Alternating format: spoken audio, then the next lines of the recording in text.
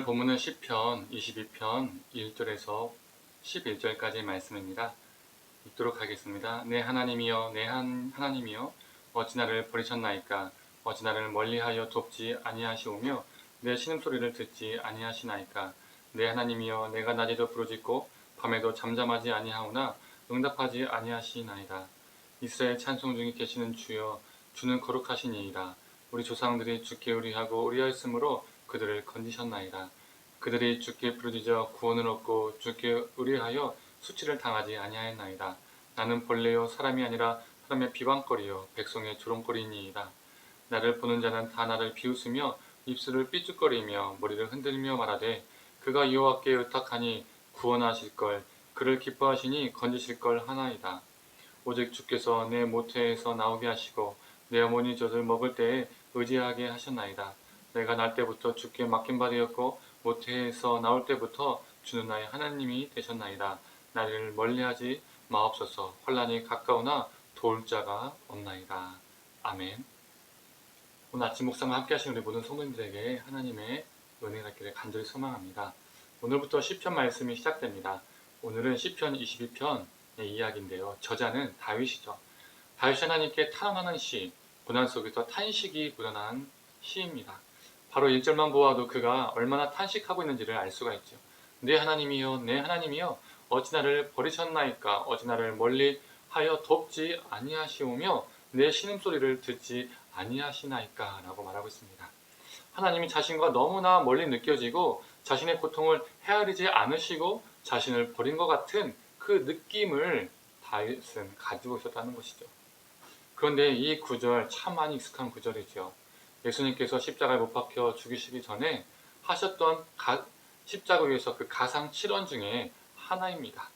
엘리엘이 라마 사박다니 나의 하나님 어찌하여 나를 버리셨나이까 라고 예수님께서 외치셨지요. 그런데 가만 생각해보면 왜 이런 말씀을 하셨을까 이런 궁금증도 생깁니다.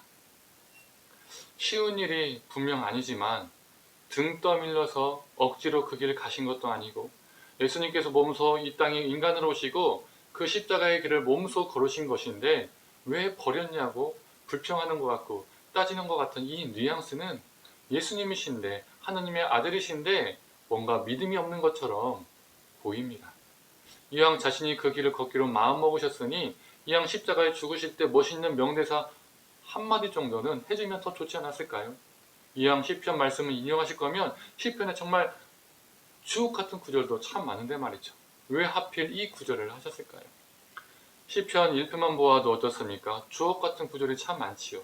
예를 들어서 시편 1편을 인용해서 하나님, 복 있는 사람은 악인의 길을 쫓지 아니하고 죄인의 길을 걷지 않기 때문에 저는 이 악인의 길이 아니라 십자가의 길을 걷습니다. 이렇게 고백했다면 더 멋지지 않았을까요? 아니면 시편 121편의 12절은 나의 도움은 천지를 지으신 여호와께로다 라고 말하고 있죠.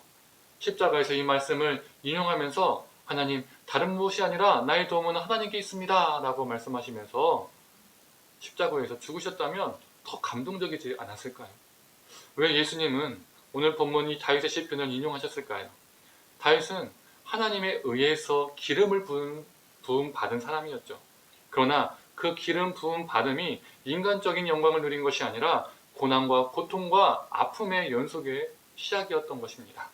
창에 찔려 죽을 뻔했고 자신의 목숨을 연명하기 위해서 미친 사람인 척하며 침을 흘려야 했고 늘 도망 다녀야 했고 죽을 고비를 여러 번 넘겨야 했습니다.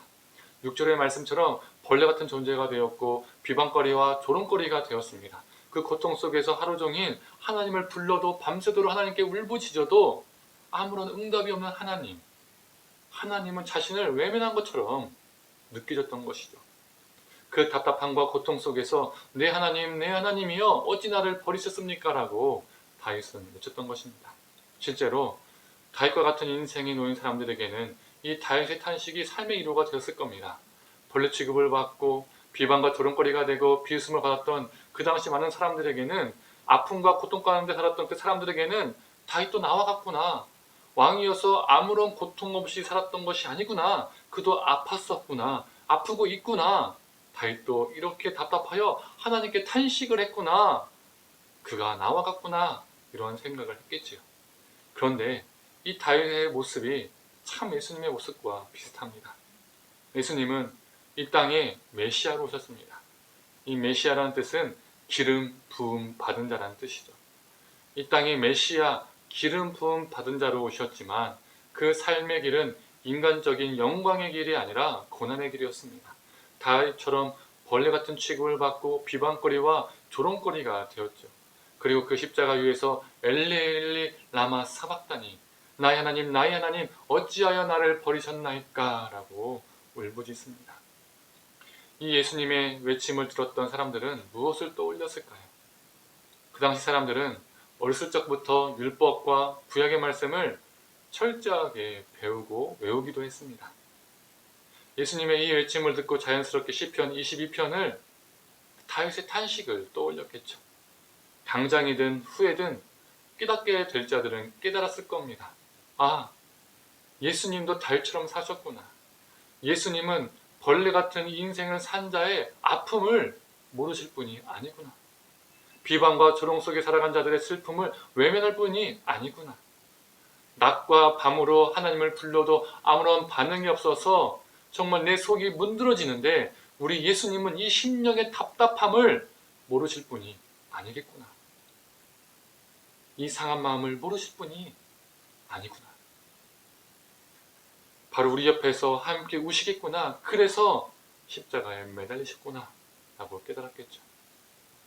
히브리서 4장 15절에도 이런 말씀이 있지요.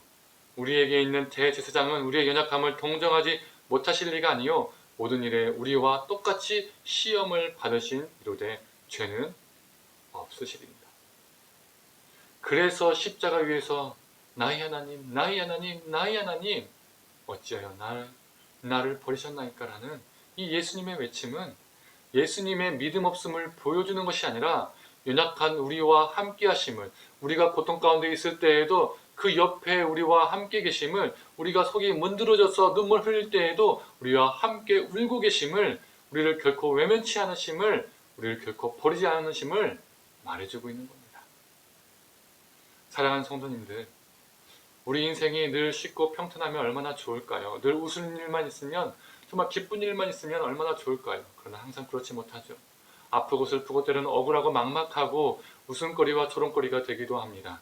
그래서 마치 하나님이 나와 멀리 있는 것처럼 느껴질 때가 있습니다. 그러나 그건 우리가 그렇게 느끼는 것뿐 결코 우리 하나님 우리를 버리지 않으십니다. 우리의 고통과 아픔 속에서 함께 우십니다. 우리가 버림받은 것처럼 느끼는 그 순간에도 우리를 동정하시며 우리를 안고 계십니다. 다윗도 이걸 알았습니다. 마치 하나님이 자신을 버린 것 같아서 탄식했지만 그는 시편 22편 22절에 이렇게 고백합니다. 내가 주의 이름을 형제에게 선포하고 회중 가운데에서 주를 찬송하리이다. 우리가 탄식 가운데 있을 때, 우리가 고통과 아픔 가운데 있을 때 우리 주님은 결코 우리를 외면하지 않고 우리를 버리지 않기 때문에 이것이 우리가 우리 주님을 찬양할 이유가 됩니다. 우리 인생이 어떠한 상황이 있을지라도 우리와 함께 하시는 주님을 찬양하며 살기를 소망합니다.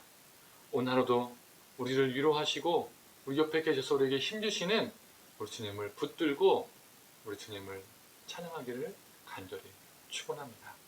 기도하겠습니다. 하나님, 나의 하나님 나의 하나님 어찌하여 나를 버리셨나이까 라는 이 예수님의 고백이 믿음 없음이 아니라 오히려 다윗과 같이 신음하며 아파하며 통탄하며 조롱거리가 되며 비웃음거리가 되며 땅에 엎드려져 아무 힘이 없는 그런 존재들에게 함께 하시는 그 존재들의 아픔을 아시고 동정하시며 공감하시며 함께 우심을 오늘 말씀을 통해서 우리가 보게 됩니다. 하나님, 우리가 다윗처럼 인생을 살면서 답답하고 속이 문드러지고 억울하고 눈물 흘릴 때가 있지만 우리가 동일하게 고통과 아픔을 겪으셨던 그 예수님 바라보며 그 예수님 안에서 우리가 위로를 얻고 힘을 얻고 다시 설 수 있는 의지를 우리에게 허락하여 주시옵소서. 그래서 우리 삶 속에서 다른 무엇이 아니라 하나님만을 찬양하고 그 하나님의 찬양이 우리 삶의 기쁨이 되게 하여 주시옵소서. 감사드리며 사랑에 많으신 예수님의 이름으로 기도드립니다. 아멘.